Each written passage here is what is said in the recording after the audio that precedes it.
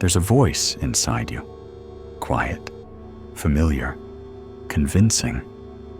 It tells you what's right, what's normal, what's acceptable. But Nietzsche would call that voice your prison warden, because the most dangerous lie isn't told to you. It's the one you keep telling yourself. And it's time to burn it to the ground. They told you that you're free, that your life is yours, that you make your own decisions, chase your own dreams, and follow your own path. But what if that freedom is the most convincing illusion you've ever been sold? Think about your typical day. You wake up, check your phone, scroll through images that shape how you think your life should look. You eat the same food, think the same thoughts, go to the same job, react the same way to the same people. You choose things, yes, but are they really your choices? Or are they echoes of what you were taught to want?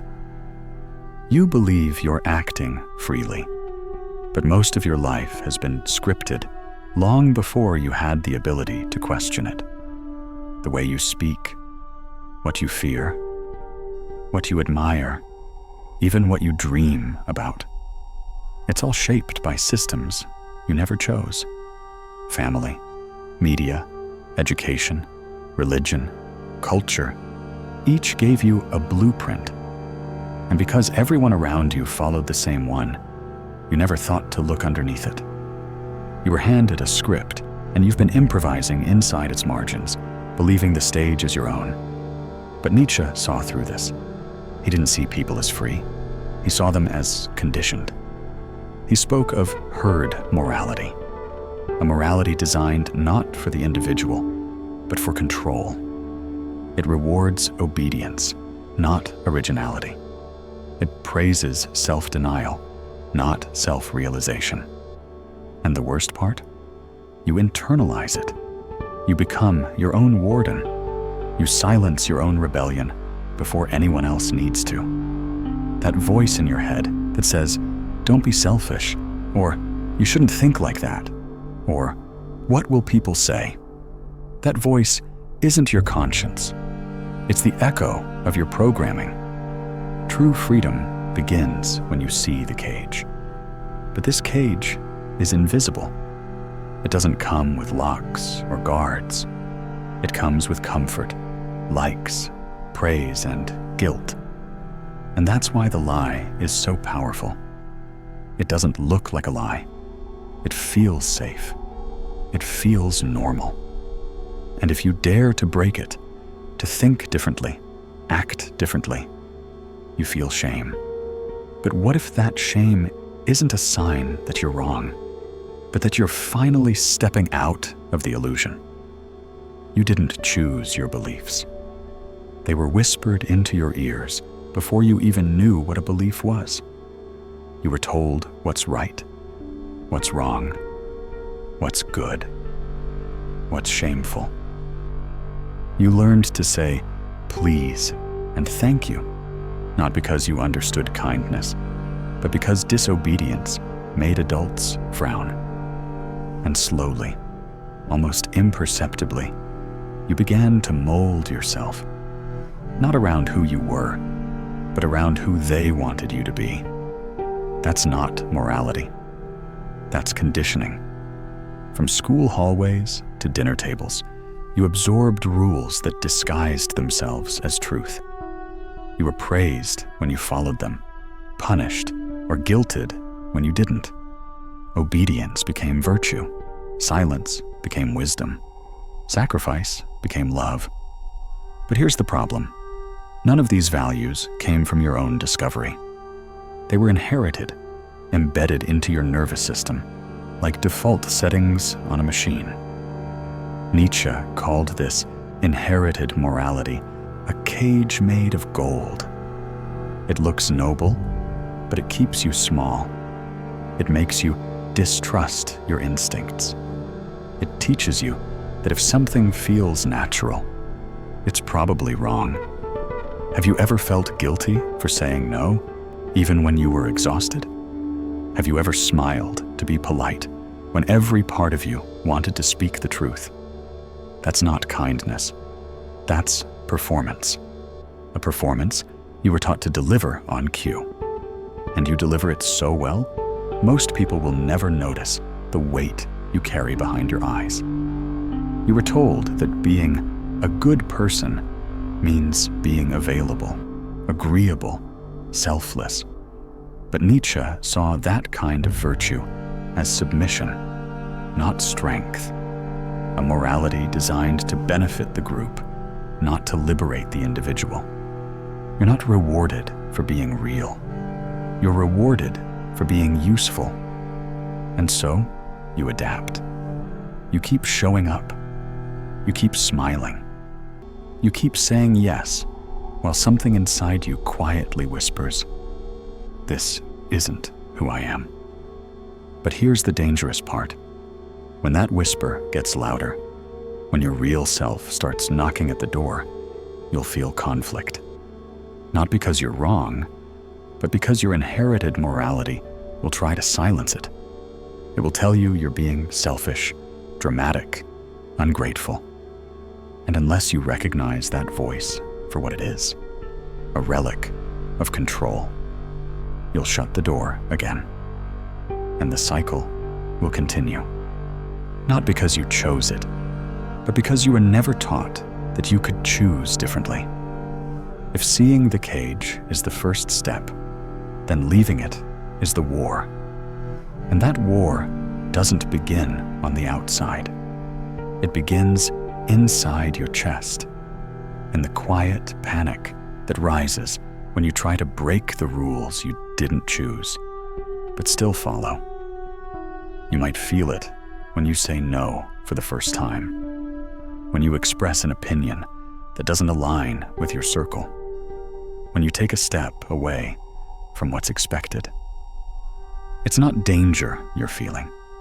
It's fear. Deep, ancient fear. The kind programmed into you long before you were old enough to say, "I disagree." Fear of being rejected. Fear of being misunderstood. Fear of being alone. These aren't irrational. They're hardwired. Because in the past, exile meant danger. Being cast out meant you wouldn't survive. And though the world has changed, your nervous system hasn't. So even when you're simply setting a boundary, your body reacts like you've betrayed the tribe. You shake. You apologize. You second guess. And before long, you retreat. But Nietzsche warned that safety is the slowest form of surrender. He saw that society doesn't need chains to control you. It only needs to convince you that rebellion is dangerous, that stepping out will leave you broken, mocked, or alone. And so, without realizing it, you build your own prison. You fear rocking the boat, even if the boat is sinking. You fear silence, even if the noise is killing you. This fear shows up quietly. You hesitate before speaking. You downplay your truth. You edit your personality to match the room. Not because you're weak, but because somewhere along the way, you learned that being yourself was a risk. And so you became adaptable, palatable, safe. But at what cost? The truth is, fear isn't your enemy. Fear is the alarm. It signals that something real is surfacing, something unapproved, something alive. And if you run from that signal, if you interpret fear as proof that you're wrong, you'll stay stuck. Not because you're incapable, but because you mistook your awakening for a warning. The most dangerous part of fear isn't the feeling itself. It's the story you attach to it. You assume that discomfort means you should stop. But what if discomfort is the doorway? What if your fear of being seen, of being judged, of being misunderstood is the very thing that's kept you from becoming free. There comes a moment in every quiet rebellion when something inside you breaks. Not like a collapse, but like a shattering of illusions. It doesn't happen with noise. It happens in silence. You wake up one day and realize the life you've built was never really yours. The beliefs you defend, the guilt you carry, the image you protect, they're borrowed, inherited, expected. And once you see it, you can't unsee it. Nietzsche didn't come to offer comfort. He came swinging a hammer, not to destroy people, but to destroy false idols. He believed that to be free, you must be willing to break what feels sacred, not out of anger, but out of clarity. The hammer, to Nietzsche, was truth, raw, blunt, and unfiltered. Not poetic, not polite, just real. And sometimes, truth isn't soft. Sometimes, it's violent, because it has to be. He famously wrote, "God is dead." But it wasn't a celebration. It was a warning. He wasn't attacking spirituality. He was attacking dependency. He was pointing to the danger of outsourcing meaning to systems that no longer serve the individual. When he said, "God is dead," he meant the old frameworks. The ones that once gave people identity were crumbling. But no one was ready to take responsibility for creating new ones. And that's the break. That terrifying moment when the scaffolding disappears and nothing is there to catch you. No inherited rules, no external validation, just you and the echo of your own thoughts. For most, that moment feels like a fall. But for a few, it's a beginning. Nietzsche's hammer wasn't meant to destroy everything, only what was false, so that something real could take its place. But real doesn't come with guarantees. It doesn't promise belonging or applause. It only offers this: a clean slate and the weight of responsibility. The truth doesn't always set you free. Sometimes, at first, it wrecks you. Because once you see what's false, what's been controlling you, what you've been unconsciously obeying, you can't go back. You can't pretend anymore. And that pretending, for most people, was the only thing holding their world together. So when the illusion breaks, so does the structure you built on top of it. And that collapse is personal. It doesn't happen in the outside world. It happens behind your eyes, in the silence of your own mind. You stop feeling certain. The roles you used to play feel fake. The people you once sought approval from now feel distant. You might find yourself walking through familiar places, but feeling like a stranger. That's not depression. That's detox. You're not falling apart. You're shedding layers that no longer fit. But it's disorienting. Comfort is gone. And what replaces it isn't immediately joy or clarity. It's silence. And that silence can feel unbearable. Because for the first time, there's no script to follow. No applause, no direction, just space. And space, though freeing, can also feel terrifying. This is where most people retreat. Back to the familiar pain. Back to the performance. Because at least that has rules. At least that pain is predictable. But those who choose to stay, to sit with the silence, to endure the discomfort, begin to notice something subtle. The collapse wasn't the end. It was a clearing. Nietzsche never promised that truth would feel good. He only promised it would be real. And real isn't always comfortable, but it's the only place transformation begins. The collapse destroys what was never truly yours. And once the noise dies down, you can start to hear something new. Your own voice, not the one shaped by fear or habit, the one that's been buried under layers of expectation. And from that voice, something extraordinary starts to emerge. Not the version of you the world shaped, but the version of you that could only be born in the rubble.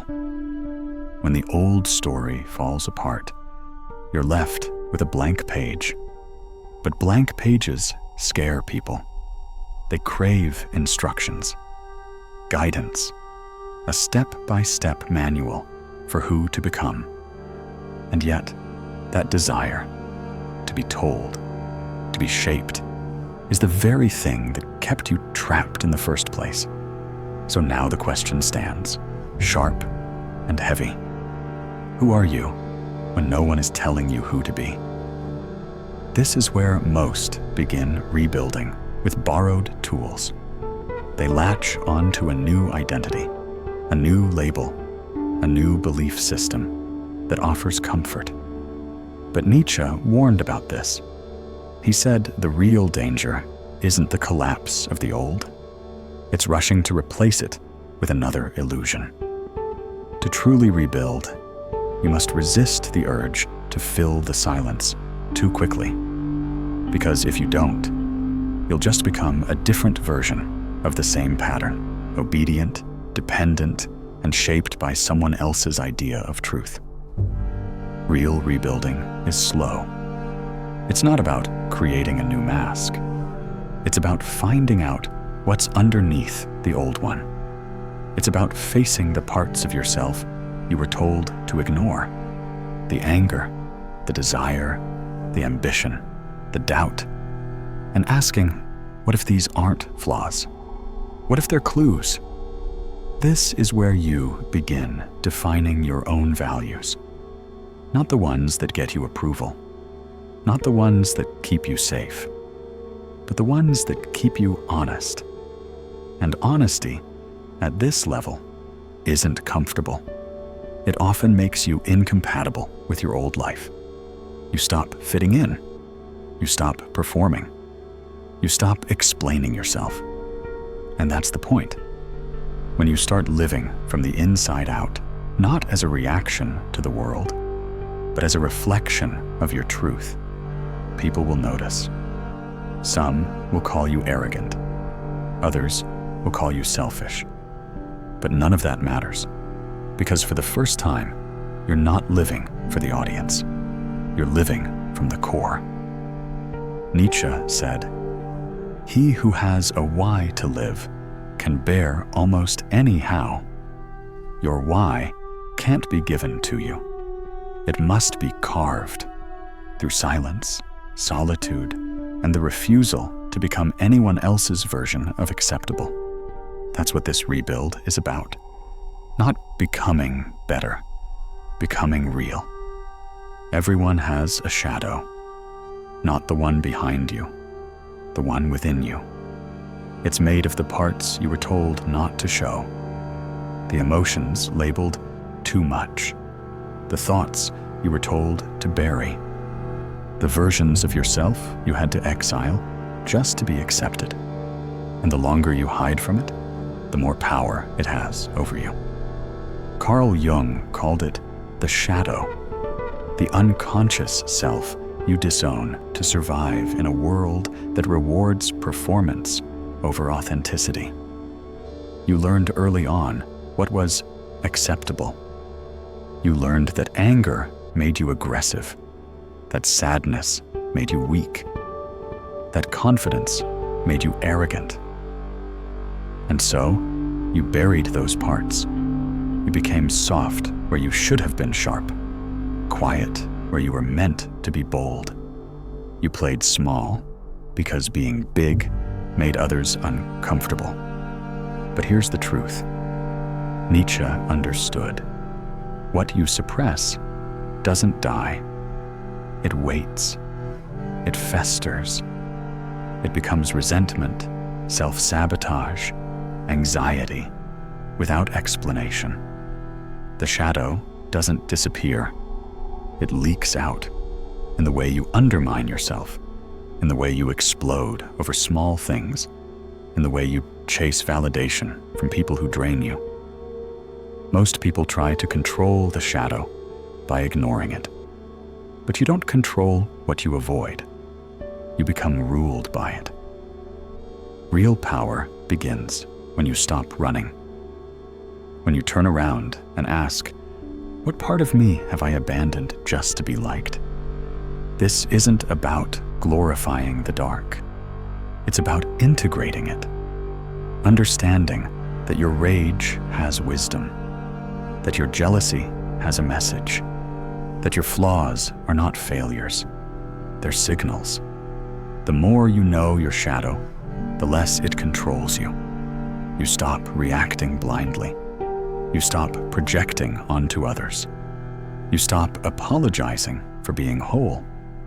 The most dangerous thing you can do is keep pretending that you're only made of light.